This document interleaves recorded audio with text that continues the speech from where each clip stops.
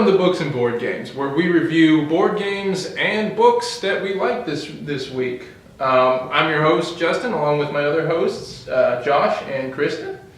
And without further ado, let's get into what is happening at the library. All right. Well, we're gearing up for our next game night. That'll be March 27th at 7 p.m. The library is also getting ready for summer reading. This year's theme for adults is going to be sci-fi and fantasy with some great programs around that theme, as well as superheroes for kids. They're getting ready for their kickoff as well. For more information on those, go to www.hooverlibrary.org or check us out on Facebook and Twitter. And now's the part of the video where we review our favorite books that we've read recently. And we've got some great ones today, 3 great ones in fact. So we'll start with mine. All right, the book that I read and would like to review for all you graphic novel lovers out there is actually The Last Musketeer by Jason. He's a popular French author and illustrator, and he's got a great kind of simplistic style where people are kind of represented as different animals, just to kind of mix up some of the messages that he kind of tackles. In this one, The Last Musketeer, the novel follows Aramis as he tries to find his place in a modern-day world. We learn in the book that Porthos has died and Athos doesn't want anything to do with the Musketeers anymore, and Aramis is the last one to kind of hold to the Musketeer values. And during all of this, Mars attacks. So it kind of brings in this whole John Carter of Mars versus the Three Musketeers and a little bit of Eek the Cat. It's great. He teams up with some unlikely allies and fights some old enemies that almost don't make sense, but it's a really great story and it's a great read. If you've got a day and a lazy afternoon you want to read it in, I highly recommend it. So be sure to check it out. I read The Cookbook Collector by Allegra Goodman. It's about 2 sisters who could not be more different. Emily is the CEO of a very successful .com startup, and her younger sister Jess is this just really sort of dreamy, hippie philosophy graduate student. And when Emily's company starts to have a lot of financial problems, she starts to sort of reevaluate her life and tries to figure out whether or not there's more to life than just being financially successful. So it's the story of how 2 people grow, how they learn to navigate life together, how they find love. It's just a really, really great, well-written story. All right, gearing up for Game of Thrones, this is George R.R. Martin's The Ice Dragon, with some fantastic artwork by Louis Royo. Basically like a picture book for adults. It's set in the world of ice and fire. If you're familiar at all with the show or the books, it's one of the tales that old Nan would tell to the Stark children. It's about a young girl who finds a connection to one of the fabled ice dragons. And it's also about the sacrifices that we make for family and the ones that we love.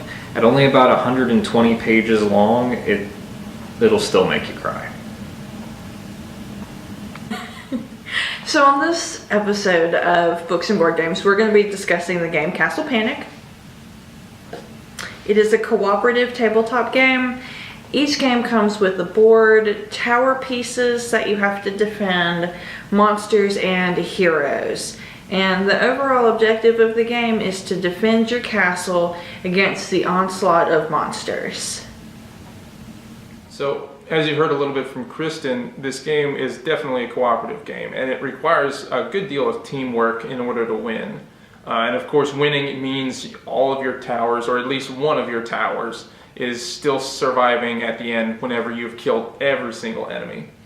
Now, after everybody's turn, another enemy will appear on the board. Actually, up to 3 enemies will appear on the board and start their way towards the castle. And as you can see on the board is divided into 3 different sections with different colors. There's the blue section, the red section, and the green section, each with rings going throughout.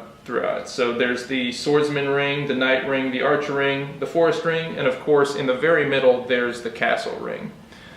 The castle ring is where all of your towers and walls will be set up, and enemies start all the way out at the forest ring. But each player's turn, the enemies start to slowly move forward. Now, it's up to the players to draw the right cards and to use the right cards to damage the monsters and kill them before they make it all the way into the castle ring, as the enemy's main goal is to get into the castle ring and destroy all of your towers. Now, there's different cards that can help you out to kill enemies, such as the swordsman cards, or the knight cards, or the hero cards, or the archer cards.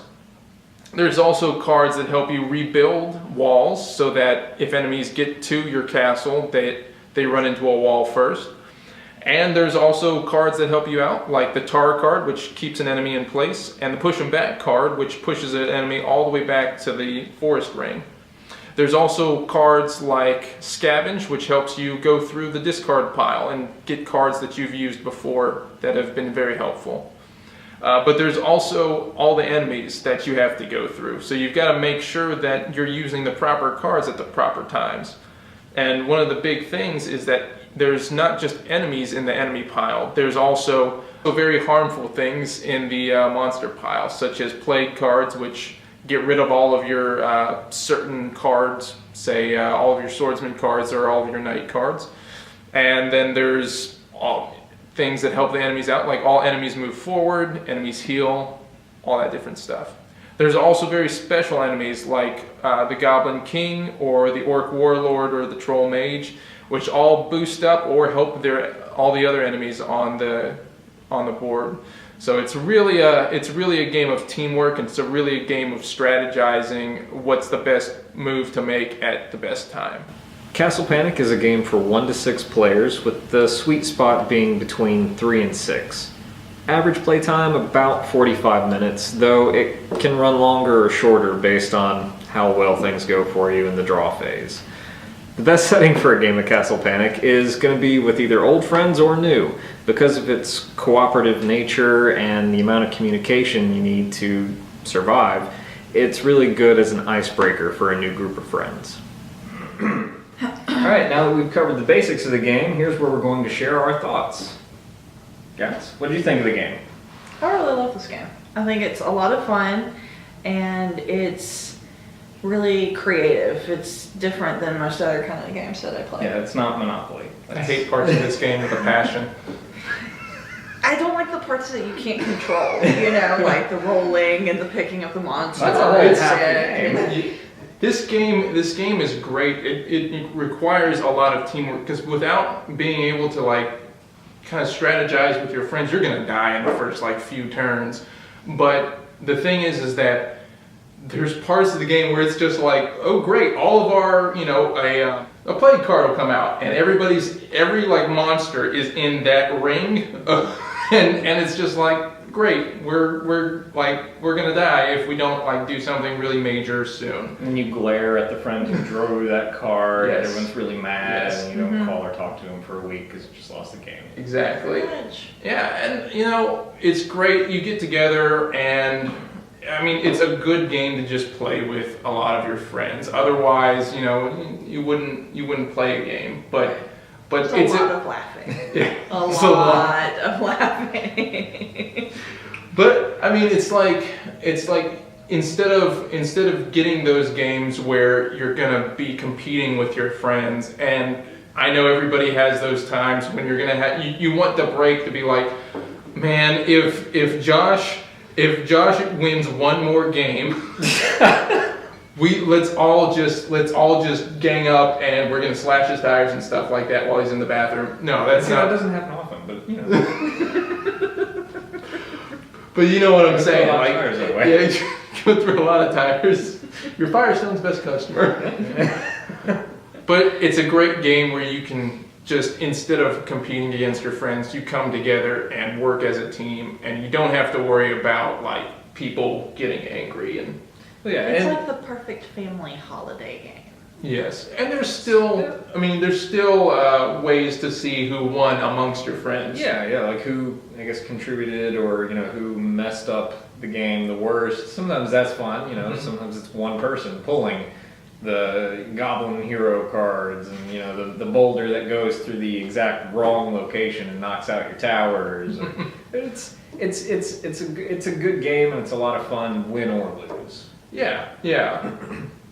Though there's nothing more satisfying than winning. There's nothing more satisfying than winning. I mean, Because it always comes down to the wire. Pretty much. And don't get us wrong, you're going to play this game a few times, and you might lose all of those times. I've played this game, probably over a dozen times, and I've only won like twice, maybe 3 times. I've won both times I played. I played it once and won once. You know what? That's what you were missing. You were missing us, the dream team.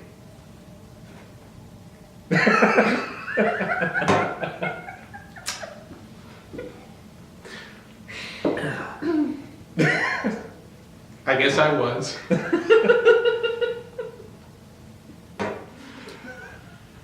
Thanks for watching our episode of Books and Board Games. If you like it, please comment, like, and subscribe to our YouTube channel. Also, don't forget to check out our website, www.hooverlibrary.org. And we are on literally all of the social media except for Tumblr. So check us out on Instagram, Twitter, Facebook, and of course YouTube. Thanks, and we'll hopefully see you next time.